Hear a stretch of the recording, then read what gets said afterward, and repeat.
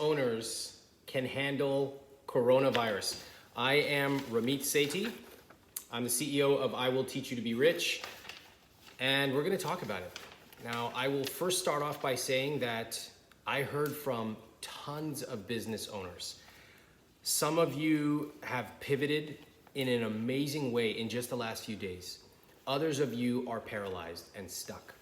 And as a business owner who has gone through great growth, but also I've gone through a tremendous decline in our business before, I want to talk about some lessons that I have, what I've learned, and what you can do with coronavirus right now.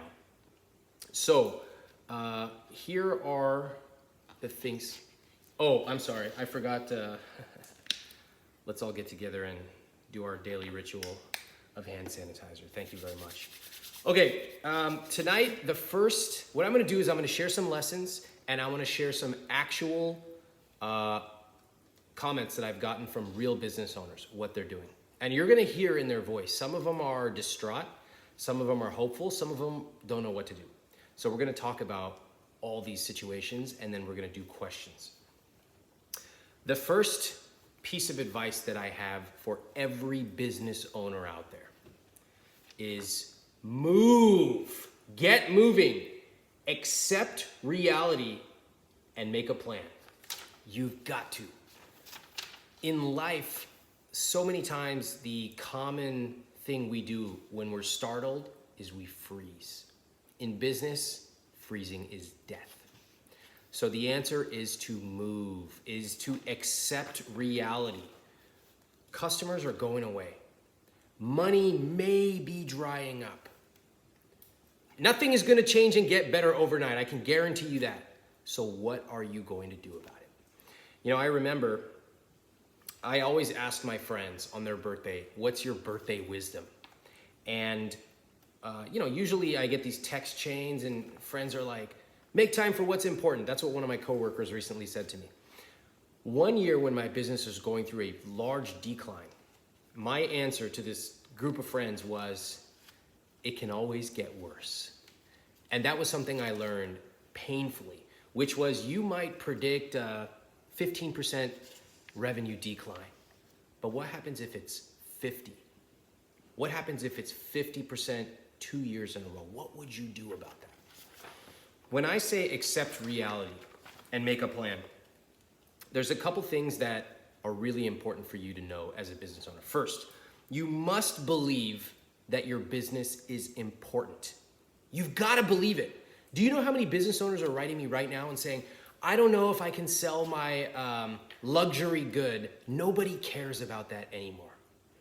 And I want to get your head on straight. If you don't believe in your business right now, then your customers will never believe in it. They can sniff it out, and customers are smart. I've always believed that.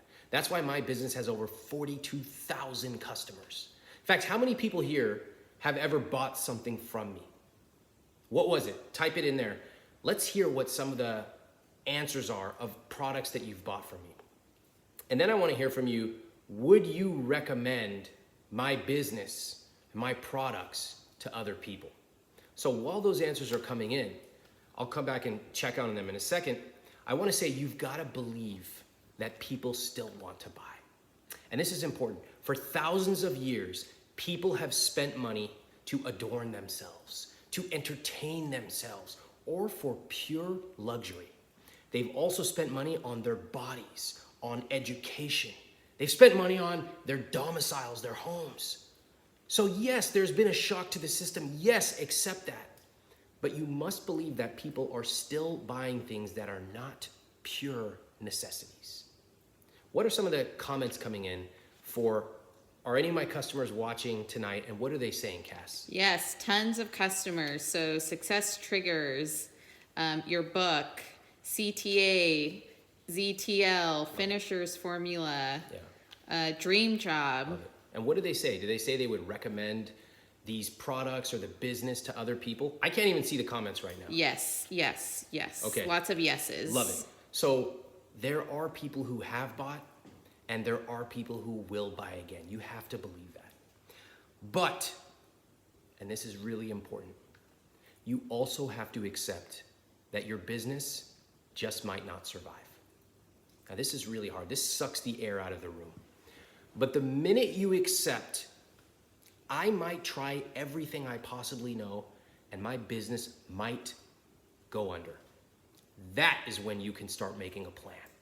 And this is really, really difficult because probably nobody has ever told you to your face, your business might collapse. Your business might not be here 3 months from now or 6 months from now. But you need to both believe that your business will survive and also accept that it might collapse. Then and only then can you make a true plan. Finally, do not count on magical beanstalks. I got an email or a DM from somebody just 15 minutes ago. He said, "Can you talk to me about the potential of government relief?" No, I can't, and neither can anybody else. Do not count on magical beans and a magical beanstalk. Maybe the government will do something for your business. Maybe something will happen that will come down from the sky, but you need to accept that it's probably not going to happen. So all you've got is what you've got in front of you. You have your existing customers. You have your marketing assets. You have what you know. And that's it. Nobody's coming to rescue you. It's only you. When you accept this, this is the moment where you can start to make a plan. Now, I want to share a couple of comments I got from different readers. I'd like to encourage you to go support them if you can. This is a Pilates instructor, Katie.Yip on Instagram. I believe her business is Contrology. She says, as a Pilates instructor, I moved my business to virtual lessons and classes.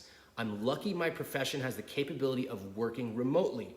I'd been initially resistant to virtual instruction because I feel as if there's a curtain between myself and the client, but given the current situation, I decided it was necessary.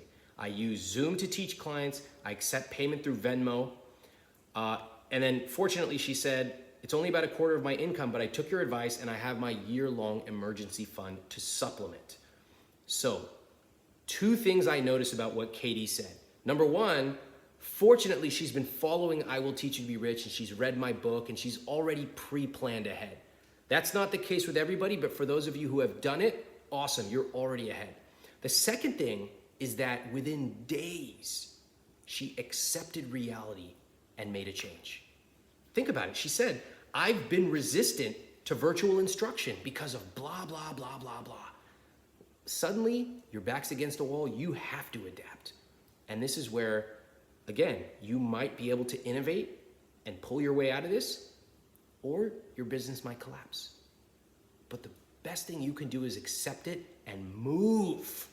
That's what you got to do. One more comment, another fitness comment, Revival Strength.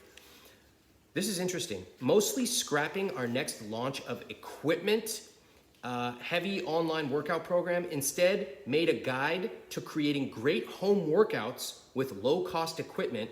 Creating a new program using this equipment, we sent our on-site clients home with our dumbbells and kettlebells. And we're training them remotely, just as we've done with other remote clients for years. Think about the insight there. The kettlebells are not being used. Hey, our best clients who've been training with us and spending thousands of dollars, take them. We trust you. We know that when this is over, you'll be back and we will be here too. That is a business leader. That's amazing. That's Satya Khan on Instagram, Revival Strength. Finally, one of my students, Sarah Jones from Introverted Alpha, she said, I launched a self-study course this week and I did 2 new things. 1, I emphasized how this is the perfect time to learn while at home. And number 2, I rewrote everything for a gentler, more personal tone. So far, they're grateful and joining. I love these business owners. They've accepted reality and they are moving in a matter of days. So that is the first lesson tonight for business owners during coronavirus. Accept reality, move, and make a plan. The next thing that I want you to do, business owners, is to get candid with your employees and get candid with your customers. Now, who here saw a message that I sent out a few days ago? What was that message that I sent out to my employees? to my customers, and to my community. What'd I tell them? I accepted reality. I told them, first of all, for our employees, I spoke to them first because they are critical. They are amazing. They're critical to this business. If our employees are safe and secure, the rest of our business will follow from there. So I called them first. I got an all-team call, and I told them, we are very fortunate that we have a business that we work from home, we work remotely, we know how to do this. We are very fortunate. We have digital products. We have tens of thousands of customers, no inventory. So we should thank our lucky stars. The second thing is that your safety comes first and your family's safety. Because you may not get sick, but if your mom or dad or grandparents or spouse, kids get sick, you're out of the game. So we want you to take care of them. Next, we're issuing a $1,000 stipend immediately for anything relating to coronavirus. Anything. You need extra supplies? You want to buy, I don't know what people on a farm buy. You want to buy hay for your horses? I don't know. Whatever it is related to coronavirus, send us the bill. $1,000 stipend available immediately. How do you think our employees felt when we did this proactively about a week ago? They felt like someone was looking out for them and someone was being candid with them, okay? I also told them, because this is not just like everybody singing Kumbaya around a fireplace. I told them things are about to get very tough. If you get hit, if you contract coronavirus or you are out, we need you to fill out a contingency plan so the business can keep running. So we are being realistic. Some people are gonna get it. That's gonna happen. And everybody, including me, filled out a contingency plan so that the rest of the company knows.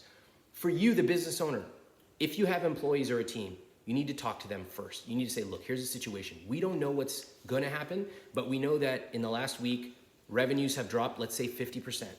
We think it's going to be bad for a while. Now, I'm gonna be straight with you. I'll tell you what I know, I'll tell you what I don't know. I'll tell you that this is how much cash we have in the bank, or this is how many months we can sustain it. I'll tell you that we are cutting expenses right now. I'll tell you that I hope to protect everybody's job, but I can't promise that based on what we know. So this is what I'll commit to you, and I'm gonna check in with you every week and give you updates, but this is the state of the business and this is reality. Start with your employees.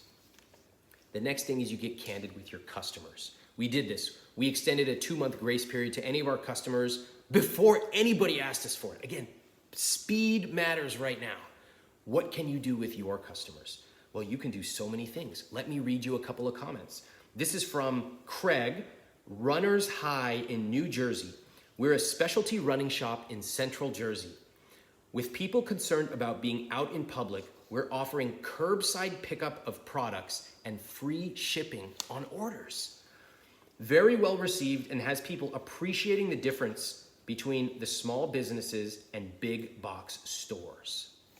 Craig at Runners High in New Jersey. Amazing example of being agile as a small business and contacting customers. Listen, there's no shame in contacting your customers and saying, here's the situation, we need your support. If you would like to come by, we use gloves, we'll put it out on the curbside, etc. Or buy a gift certificate right now and you can use it anytime, it never expires. These are the kind of things you need to communicate to your customers. Let me give you another example. This is from Quick Shack.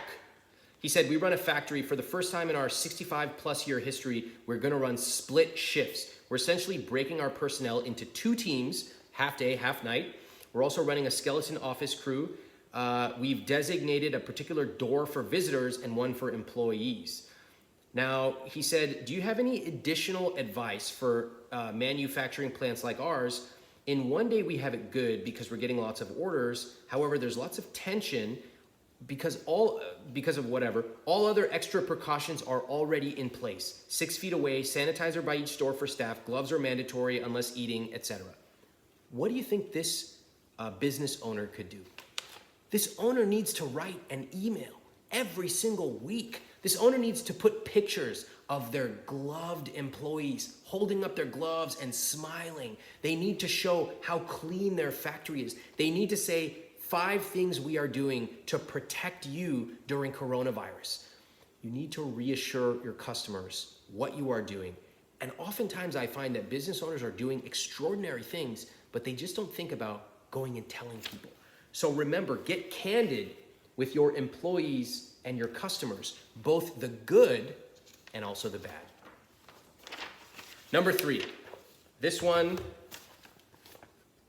is a bit of a downer, but also true. Cut discretionary expenses. What do I mean by that? Let's talk about what discretionary means. You know that new project that you've been thinking is really cool? It's not so cool anymore. Put it on the backlog. Stop immediately. Do not fall prey to sunk costs. Oh my God, I'm already 70% of the way there. It will be more expensive to stop than to just finish it. Stop. Money in your pocket is better now than later. So even if you have to pay an extra 30% later, do it, because you want to cut these expenses. Now notice, I'm talking about discretionary. I'm talking about things that are nice to have. Oh, I don't even want to say, I'm going to say something, but then I might destroy half the people's businesses watching today, so I'm not going to do that. What I will say is discretionary is something that you want to take a hard look at. Is it going to help you sustain your customers? Is it going to help you grow? Yes. Then spend it. Now, remember, this is different than personal. Personal has a different calculus. Business has a different calculus. You want to think about things that's going to help you keep the lights on and grow.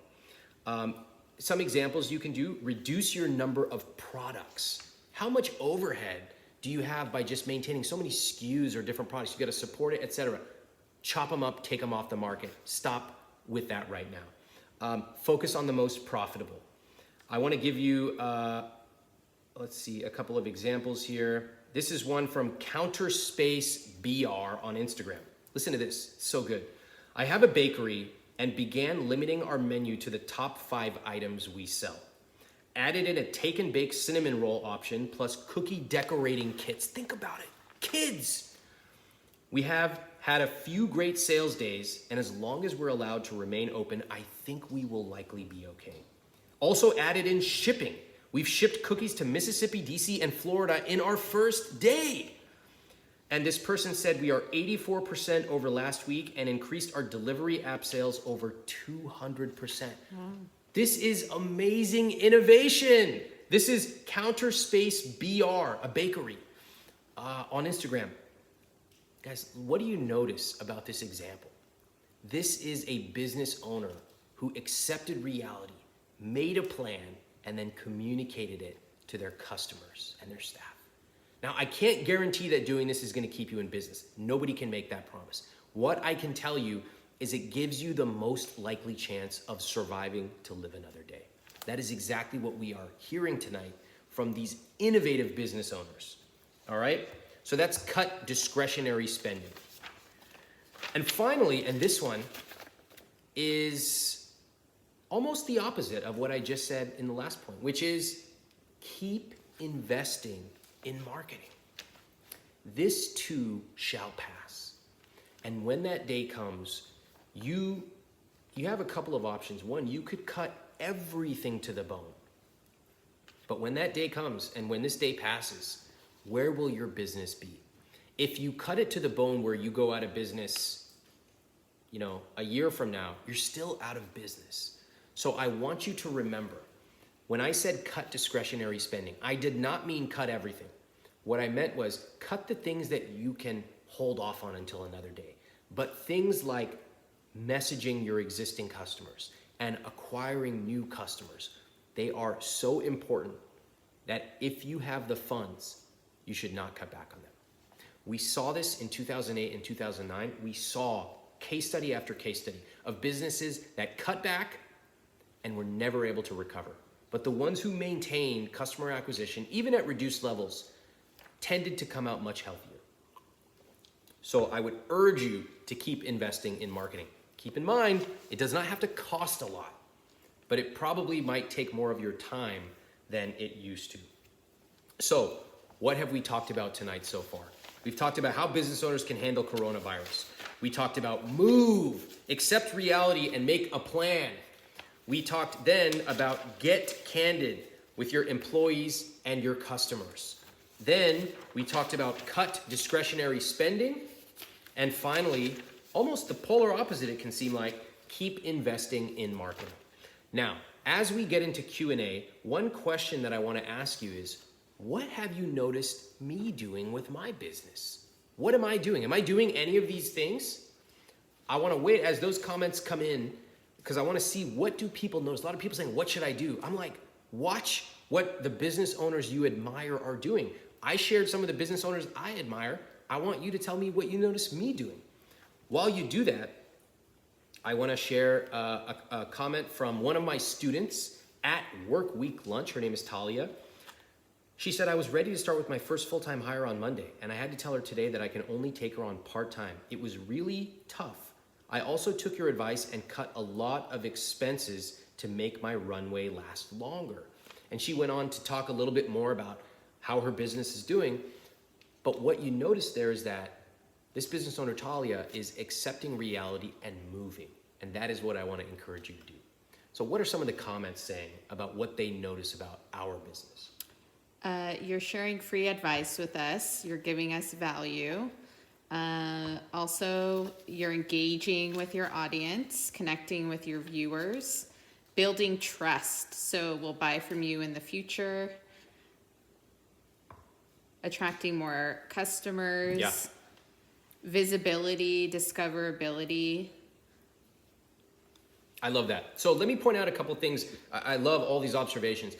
One thing I want to point out is that none of this is perfect. Like, we're recording this, my wife at Next Level Wardrobe, okay? She's amazing. Follow her on Instagram. She's helping me record with my iPhone. Half the time this fire doesn't last, okay? It's doing all right tonight. It's better tonight. I fixed some lighting. Like, every day it's getting a little better. I don't know where to upload these videos quite yet. They're on my YouTube channel, etc. But I'm here and I'm having fun, and I hope you're tagging friends and you're saying, you got to watch this stuff. And I will also say this. There are so many of you who have asked me questions about, I want to start earning my income, or I'm a business owner, what should I do? Guess what?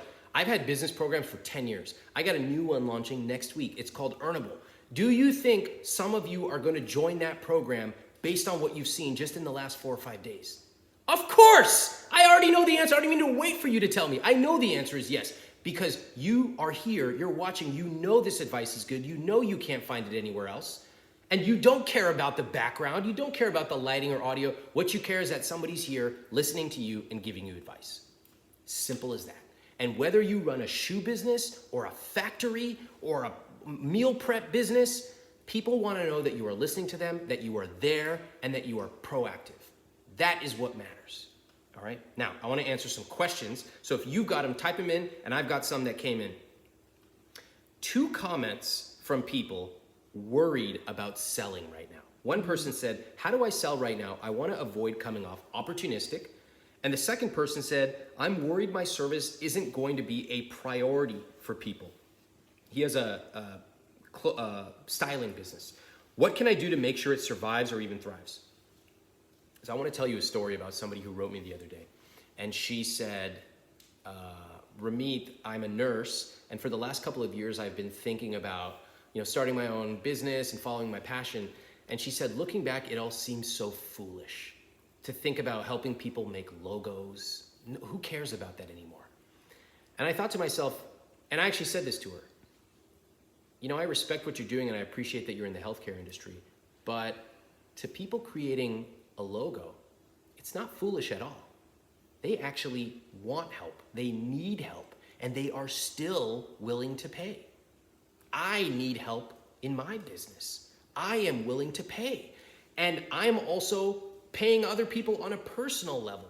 Today, I asked my assistant to help me arrange some things. So don't be misled by the idea that everyone has stopped paying for anything. That is incorrect. Incorrect. You must believe that your product and your business is important, number one.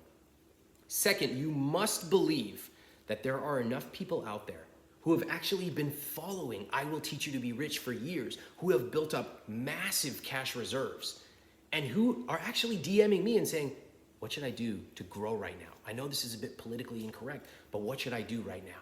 There are lots of people out there, and there are even more people who simply need help with whatever is bothering them. Now, maybe it's not as many as it used to be, and if you have massive overhead, that's going to make it tougher on you. But there are still a lot of people out there who are willing to pay for help. So keep that in mind. We have a question from Instagram. Yeah, so what about those that are employed in the restaurant business?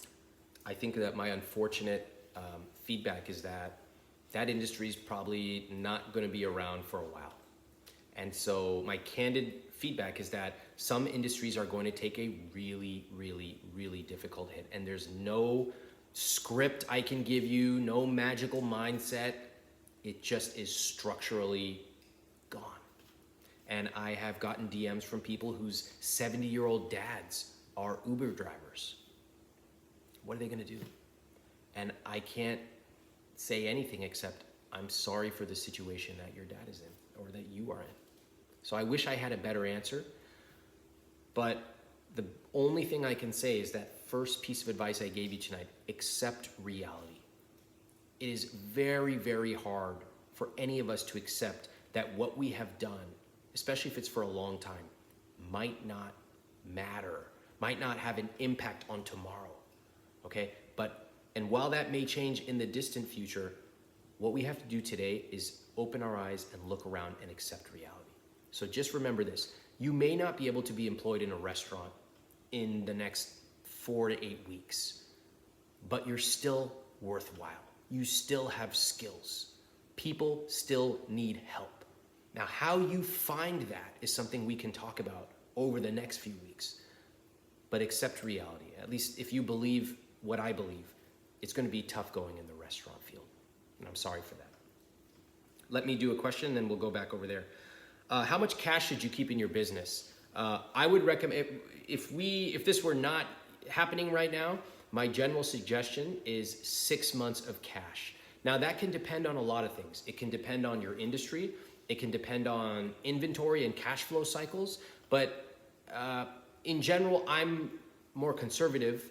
And so I like 6 months of cash. Now the difference with a business, you can also be fairly responsive. So my accountant and the other financial people around me, we talk about these numbers and they don't like to see that much cash sitting around. Why? Because if you're running a business, you should be able to spend that to grow more. So a lot of financial analysts don't like to see that much cash. But when a time like this happens, then you're very thankful. So there are lots of intricacies of how much cash. It's really up to you as a CEO and your business, but 6 months is a general conservative benchmark. Got a question?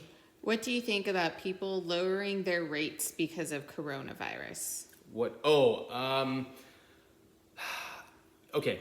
So in general, I don't like the idea of lowering your rates, but I will tell you what can be done. So what you heard from these innovative business owners that I shared tonight, none of them came out of the gate and led with price, did they?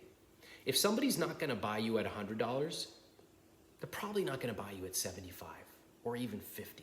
Now you can try it. You can do a small little controlled marketing study. But in general, what you may find is that people want something completely different. So right now we heard the Pilates instructor who went online. We heard the fitness program that sent the kettlebells home, right? We're hearing that people don't just want cheaper, they want different. So I would emphasize that to you. I want to give you an example of something I've been thinking about. How many people are home right now and get a haircut every 4 weeks or so? What are you going to do in 4 weeks? Have you guys thought about that? Now, what if you were a salon owner? What could you do? Or a stylist? What could you do? Well, you could say nobody's going to pay because they'll just go on YouTube. Or you could contact every one of your clients and you could say, let me walk you through it. I will work with you over Skype video and I will tell you exactly what to do. And by the way, you could keep the price the same. You can lower it and say, you know what, I'm doing this because I know that when business comes back, you're going to come back to me. It's up to you how you want to do the price, but you will realize that price is not the primary motivator.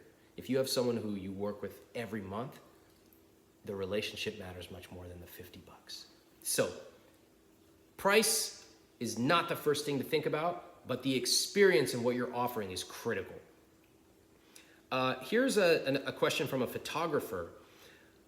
I'm working on building a photography business, but I can't go out and shoot in public. My goal is to have something online in addition to shooting for clients, but I'm in the beginning stages and don't have years of experience to teach others. All right, so for beginning business owners, this is exactly what we're gonna teach in Earnable. By the way, I gotta say, iwt.com/earn. Go there, put your email address in. This thing opens next week, it's killer. And one of the things I'm gonna do in there is I'm gonna show you how to package your ideas. Right? So what do you do if you're like, I'm a photographer, I'm a personal organizer, I'm good at relationships. For this person, there are a lot of things you can do. You can, in fact, I saw one of my friends and my headshot photographer, Peter Hurley, he's offering one-on-one mentoring sessions right now. You should kill to talk to Peter Hurley. He's arguably the world's best headshot photographer, and he's offering one-on-one mentoring sessions. Yes, take him up on it. You should pay him if you can afford it. But you should certainly watch what he's doing and see what you can do to offer that. What questions do you have? Okay, next question. What about the events industry? What are your thoughts around that? It's going to be very difficult. That's the bottom line on that. Okay, next question. Where can we get your sweater? We'll talk about luxury clothing at another time. How about that? Oh, but and luxury styling too. Next level wardrobe. I'm hijacking. Damn, this show became a clothing pitch. What is this? All right. So I want to kind of sum up tonight. So first of all, business owners, easy to get depressed. You're sitting there, you're reading the news, you're looking at these numbers, and they are horrific. Stop doing that and start putting yourself in the mindset of, I need to accept reality and make a plan. A plan. What am I gonna do? Write it down. Who are your constituencies? You have existing customers. How many? Have you gotten on the phone with your top 10 best customers? Call them. Tell them you appreciate their business. Ask them, what can you do to support them? What are you looking for right now? You might be able to make $1,000 right there. Amazing, okay? I'm getting excited right now because I'm like, this sales stuff is so fun and interesting, but first you have to get over the analysis paralysis and the anxiety and just the utter fear that has been foisted upon all of us. And I'm not minimizing that at all. It's real. When my business first went through a large decline, I've told this to some of you guys. I stopped being able to sleep for months. I would wake up struggling to breathe. And I went to see a doctor, ENT, and they did all these checks. They're like, you're actually fine. Are you under any stress? And I started laughing. I'm like, stress? Yeah, you could say that. And when we finally made a plan, it was like a movie. It was the first night that I actually slept through the night. So this can really affect you, and I do not want to minimize it. I want to acknowledge it. The next thing to do is, once you make a plan, you got to accept it's not going to be perfect. I would rather be in a professional studio doing all this cool stuff, but I'm here. And the thing that matters is that we're together. That's it. So when you are executing your plan, don't get hung up on tiny details. Things are different than they were a while ago, but things will also go back one day. Now, I can't promise your business will survive or thrive, but I can promise you can give yourself the best possible chance. So, things I want you to do tonight. 1, I want you to tag a friend who's a business owner and needs to read this. Trust me, you're doing them a favor. They have been surrounded with so much negativity that they're gonna love to actually hear what they can constructively do with their business. Remember, you're also letting them hear these examples from these amazing business owners. 2, I want you to go to iwt.com/earn, and I want you to sign up there. I'm gonna be sending you a ton of amazing stuff. You can also join Earnable. It's coming out soon. Knock your socks off. One of my favorite things in that program is, everybody talks about selling, be confident. What about selling in these times? I actually recorded real sales calls I did. So you can listen in and then I analyze them and tell you why they worked or why they didn't. It just puts you in such a different mindset. And 3, I want you to email me Ramit.Sethi@IWillTeachYouToBeRich, or DM me on Instagram @Ramit. Tell me what you took away from tonight. I want to hear from you because I'm going to be here tomorrow night and every night, as long as we're here during coronavirus, talking about money, business, careers, and psychology. Thanks for joining me tonight.